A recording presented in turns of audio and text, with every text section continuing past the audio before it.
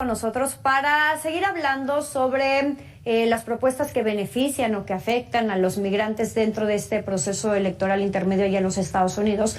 Me da muchísimo gusto darle la bienvenida esta tarde a la doctora Claudia Edith Serrano Solares. Ella es postdoctorante de la Unidad Académica de Estudios Regionales de la Coordinación de Humanidades de la UNAM y profesora de la FES Aragón UNAM. Claudia, ¿cómo estás? Buenas tardes. Hola, muy buenas tardes. Gracias por la invitación. Claudia, en términos generales, para después de ir específicamente al tema migratorio, ¿cuáles serán las implicaciones, el impacto de estas elecciones intermedias y de los resultados principalmente que arrojen para nuestro país y la relación, por supuesto, entre ambas naciones? Pues mira, tenemos desafortunadamente un panorama muy crítico debido a que convergen dos versiones del tratamiento migratorio que ha sido, digamos, un proceso histórico en los Estados Unidos, pero que hoy por hoy, dado el flujo de migrantes irregulares que está llegando a la frontera con los Estados Unidos, pues está evidenciando aún más este proceso histórico en el que no se abandona la idea de las fronteras seguras frente a aquellos estados que sí han tratado de incorporar a los migrantes y que han favorecido una serie de programas que tienen que ver con la reunificación familiar, con su inserción a nivel laboral, con acceso a otro tipo de servicios como la salud. Y entonces vemos un mapa electoral hoy por hoy que está fuertemente confrontado hacia cuál debería de ser la posición más ideal, no solamente en la coordinación a nivel estatal, sino también para con la coordinación que tendría que tener a nivel federal. De tal modo entonces que vamos a ver un proceso de negociación bastante friccionante que evidencia también parte de la polarización que se tiene hacia si es tan benéfico o no incorporar a los migrantes irregulares en la sociedad norteamericana. ¿Qué pasaría aquí, Claudia, si los republicanos se llevaran la mayoría en las cámaras? Pues históricamente se sabe que en las intermedias gana el partido que no está en el poder. En este caso, si viéramos este panorama que ganaran los republicanos, ¿qué pasaría con el tema migratorio en Estados Unidos? Pues entraríamos en un proceso en el que las leyes que tienen que ver con la criminalización de los migrantes se volvería, digamos, nuevamente como una estrategia para contener el flujo migratorio. Entonces vamos a ver un despliegue, por ejemplo, como en Texas, de la Guardia Nacional de ese estado o de la Policía Fronteriza. Vamos a ver aumentos de presupuestos para pues hacer mucho más eficiente la detección y aseguramiento de los migrantes para su posterior deportación, ¿no? Entonces, esto tendría que ver con una política profundamente rígida que tiene como objetivo aminorar la posibilidad de que los migrantes lleguen a suelo norteamericano, ¿no? Y aunque eso sea, pues, frenarlos, digamos, por completo en la frontera con México. Y a esto le sumamos que también dos de los estados fronterizos, Arizona, Texas, están jugando, están en proceso electoral, están eligiendo a su nuevo gobernador. ¿Qué pasaría también aquí? Me imagino que recrudecería aún más de que llegaran republicanos a estas gubernaturas. Así es, estos estados de alguna manera ya también han venido caminando sobre este tipo de política de contención. Han aprobado una serie de legislaciones que tienen que ver con el hecho de frenar en su mayor grado la posibilidad de insertar a los migrantes. Entonces le da autorización a una persecución, por decirlo de algún modo, dentro de su territorio y de presentarlos a los controles fronterizos. Pero también exacerba esta sensación de rechazo por parte de la ciudadanía norteamericana que provoca que pues sea no solamente ante la opinión pública un rechazo como tal, sino que el migrante sufre una doble vulnerabilidad, ¿no? Igual también comentar que finalmente los estados que tienen frontera con México, ellos han estado también insistiendo en la necesidad de terminar el muro fronterizo, ¿no? Y aquí vuelve a ser, digamos, un enlace con lo que Donald Trump en su momento, ¿no?, exacerbó demasiado durante su mandato y que, bueno, hoy por hoy pareciera que aunque él no esté en el poder, pues esa idea o esa tendencia sigue muy viva en estos estados. Bueno, eso en el panorama de que hoy ganara el rojo, ganaran los republicanos. Si nos vamos al otro panorama, si los demócratas continuaran con la mayoría, esta ligera mayoría que tienen en las cámaras, ¿qué pasaría? ¿La cosa sería muy diferente o sería muy similar a lo que nos acabas de plantear en caso de que tuviera mayoría los republicanos? En el caso de los demócratas, ellos sí mantienen un grado, digamos, de continuidad en la idea de la contención. Sin embargo, aquellos estados donde son ciudades santuario han trabajado por crear proyectos que tengan un abanico más amplio para los migrantes. Estas ciudades santuario finalmente también se benefician de esa fuerza de trabajo y de alguna manera no quieren perder esa fuerza de trabajo y sí están encaminados a por lo menos mantenerlos y darles otro tipo de garantías, ¿no? Por ejemplo, la reunificación familiar se está convirtiendo en un elemento clave, ¿no? Que están proponiendo, por ejemplo, en Nueva York, California, pero también tiene que ver con la proporcionalidad del número de migrantes que hoy por hoy están en calidad de irregulares dentro de esos estados y que finalmente también aportan cuantiosos beneficios económicos a estas entidades. También veríamos de alguna manera que no se puede, digamos, desplegar hacia atrás o flexibilizar del todo algunas de las políticas que son de carácter federal que finalmente tienen que ver con frenar el flujo, ¿no?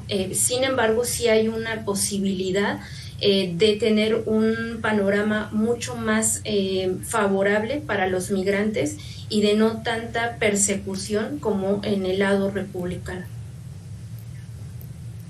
Ahora bien, Claudia, si nos vamos específicamente al título 42, hay que recordar, nace con Donald Trump, republicano. En su momento Biden intenta pues eliminarlo, se lo impide un juez, lo retoma ahora para la expulsión más enfáticamente de los venezolanos. Se vio en su momento como un tema de presión política porque se acercaba justamente el día de hoy, el día de las elecciones. ¿Qué pasaría después del proceso electoral con este título 42? ¿Podría haber alguna modificación o seguiría igual? Sí puede haber una modificación, sobre todo en tanto que la mayor preocupación es que el flujo no se detiene. Entonces, pese a que se han modificado muchas políticas o se han flexibilizado en el tiempo que lleva Biden en el poder, finalmente sigue generando en la opinión pública que, bueno, estas disposiciones de manera, digamos, inmediata no tiene un impacto como tal, ¿no? El título 42 como tal tenía como objetivo más bien reducir las amenazas en torno a la esfera de salud y se puso en marcha debido particularmente a la COVID-19.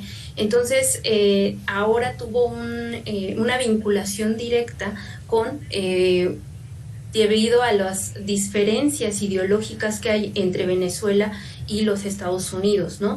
Pero ese uso diferenciado de la política migratoria que hace Estados Unidos, lejos de coadyuvar a favorecer acuerdos comunes a nivel regional o a nivel bilateral, lo único que provoca es que este tránsito de personas que están en busca de mejorar su calidad de vida queden varados en escenarios, digamos, o en territorios que son totalmente desconocidos y en los que a pesar de estar, digamos, a espera de una solicitud de asilo, quedan totalmente desfavorecidos en cuanto a un diálogo abierto, ¿no? Entonces, no se evita el hecho de que esas personas vayan en busca de una mejor calidad de vida y no se tiene el impacto de manera inmediata como se pensaría, ¿no? En esa modificación. Más bien altera el flujo migratorio y provoca que quizás utilicen otras rutas o que utilicen una vía mucho más larga, pero que sigan manteniendo la idea de llegar a los Estados Unidos. Claudia, ahora bien, si hablamos sobre el voto latino, el voto hispano, sabemos que son 34 millones de hispanos los que salieron o estarán votando el día de hoy. ¿Qué tanto definiría su voto las políticas migratorias de uno u otro partido? ¿O será un factor que no tomarán en cuenta al momento de emitir o que tomaron al momento de emitir su voto? Sí es un factor importante el comportamiento, digamos, de las campañas políticas con respecto al voto latino. Hemos notado que a lo largo, digamos, de estas elecciones dependiendo del candidato, se tiende a tener una visión, digamos, más de integración a la migración, como por ejemplo en el caso de Obama era muy simbólico. Él hablaba, digamos, de integrar, de crear programas a favor, y lo hizo de manera muy frecuente para poder generar la reelección en el segundo mandato.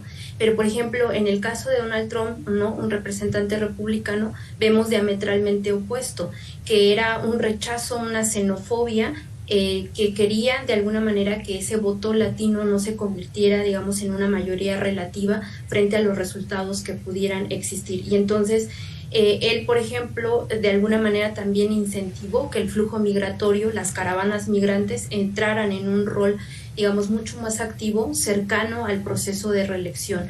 De alguna manera, entonces, vamos a notar que, por ejemplo, quienes están en el lado de gobernadores o para quienes están postulando al Congreso, al sector legislativo, sí van a tener estos matices en la campaña que tienen que ver con, bueno, finalmente, cuáles son los electores que han estado de alguna manera cercanos a los partidos políticos.